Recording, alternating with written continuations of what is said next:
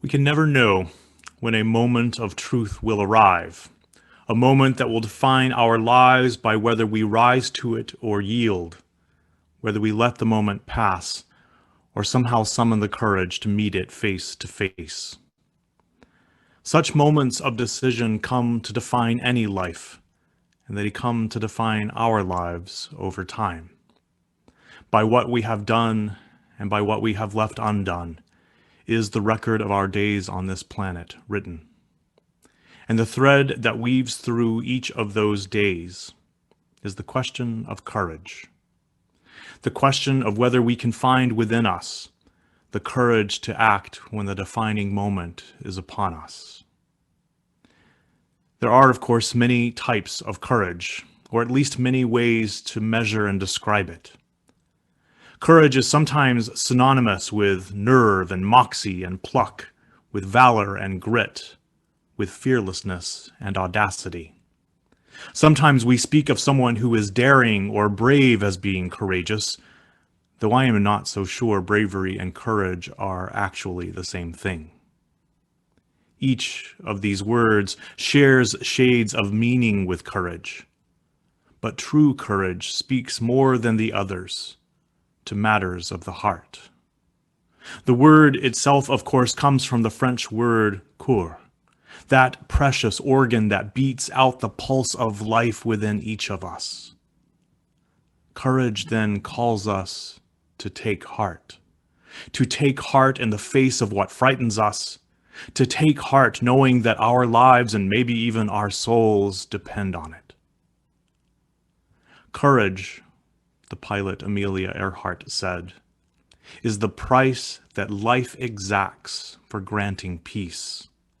The soul that knows it not knows no release from little things, knows not the livid loneliness of fear, nor mountain heights where joy can hear the sound of wings. The cost of courage can sometimes seem well beyond our budget, a price we're unable or simply unwilling to pay. So often, though, when cowardice overcomes our courage, we fail to account for the high cost exacted by not taking the more courageous path. That cost is frequently paid in regret and remorse and guilt and grief over lost opportunities and roads not taken. I think that's because when we let a moment of truth pass us by, something in the soul of who we are shrinks, and our lives become a bit smaller than they were before. Too often we see the moments that call for courage as being the stuff of distant and ancient battlefields, the moments that have defined the lives of heroines and heroes down through time, rather than simply being the stuff of our everyday. The call to courage, the call to live by heart, is an ongoing invitation made to each of us in the here and now with each passing day. That said, there are moments that stand out, moments that are more trying than others, moments that are a true test of our mettle, moments that take the measure of our courage and our character and reveal the degree to which we have been prepared to meet such moments when they come. Though the well-known stories I'm about to share are now the stuff of history, I hope you'll take in these two iconic moments of truth with an ear to just how very ordinary, how common were the circumstances that surrounded them. One is of a woman on a bus in Montgomery, Alabama, the other of the unknown rebel of Tiananmen Square. Both tell the story of people thrust to the front lines of a larger struggle for justice and human dignity that intersected with their workaday lives. The unknown rebel, the tank man as he is called, boldly stood down a line of armored tanks in Beijing, all the while he was holding grocery bags in his hands. I'm sure you know that image. He has just been shopping when he walked into history. Little is actually known about him. His identity is uncertain.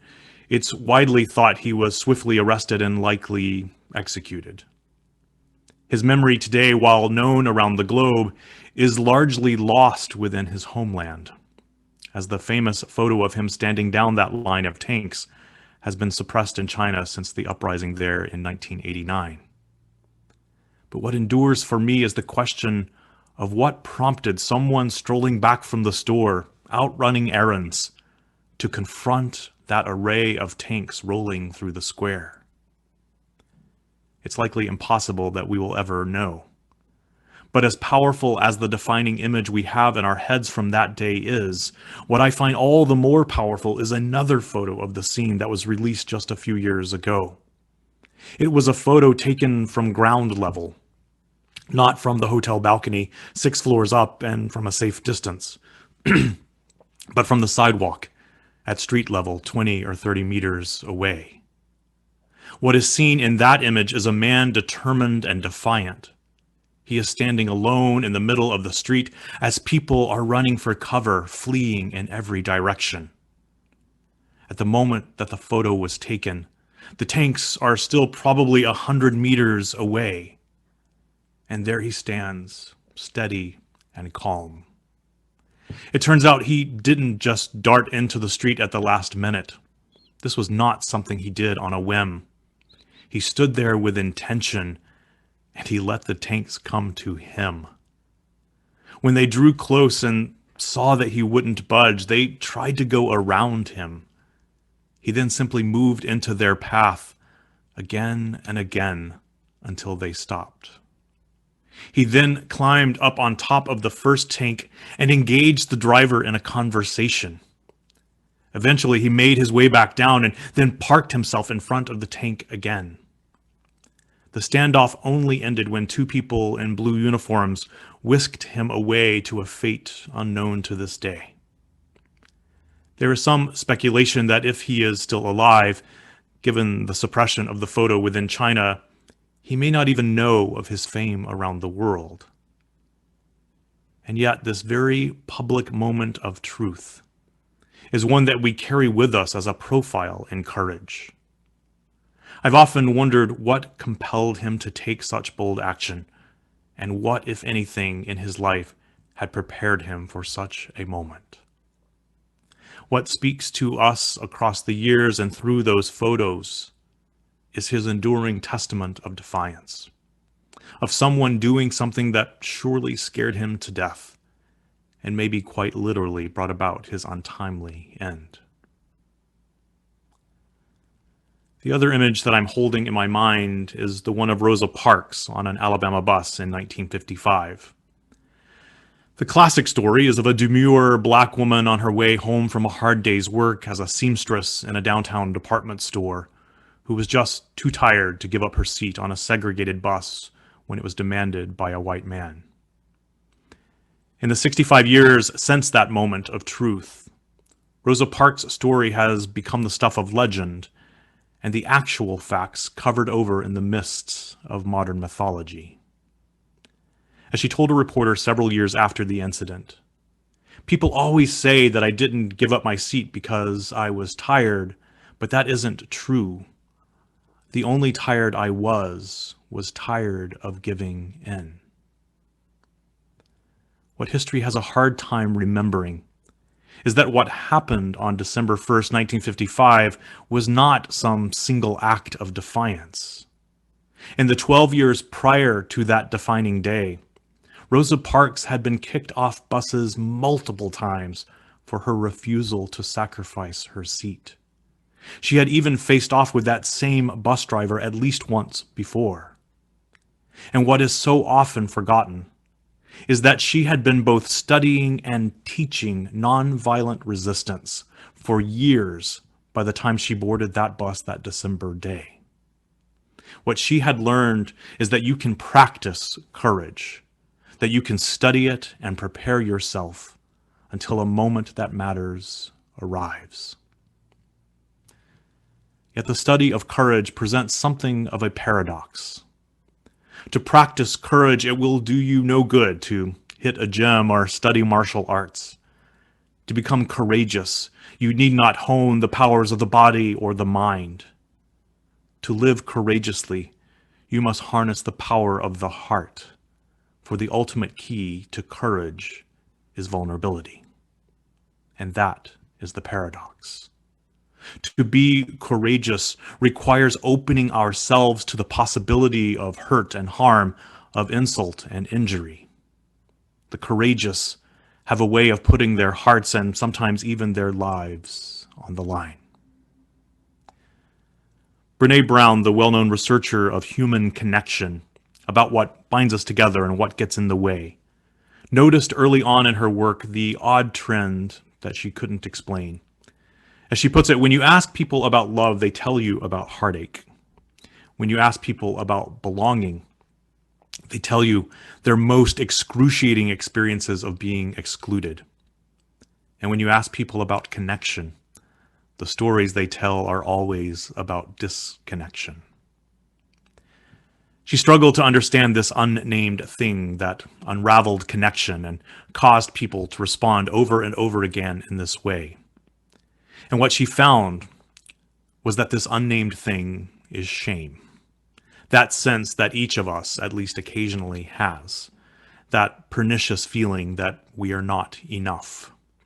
That we are not good enough, not smart enough, not beautiful enough, not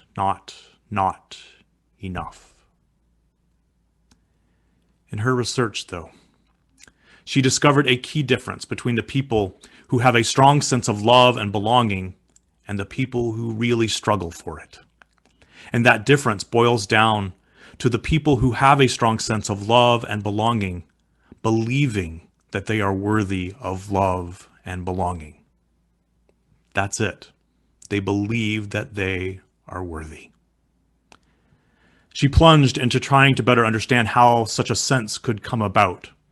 And what she came up with is that these are people who are wholehearted. She found that they shared a deep sense of courage. Tracing back to the root meaning of the word, these are people who tell the story of who they are with their whole heart. They had a capacity for vulnerability.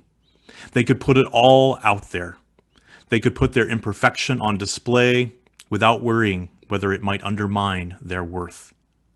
They could be compassionate toward themselves and others.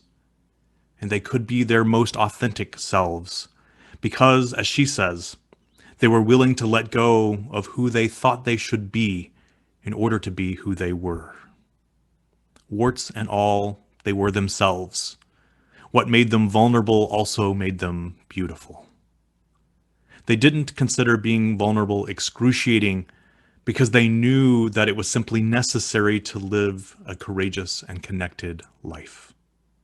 They displayed a willingness to risk their hearts and their hopes, knowing that there are no guarantees in this life.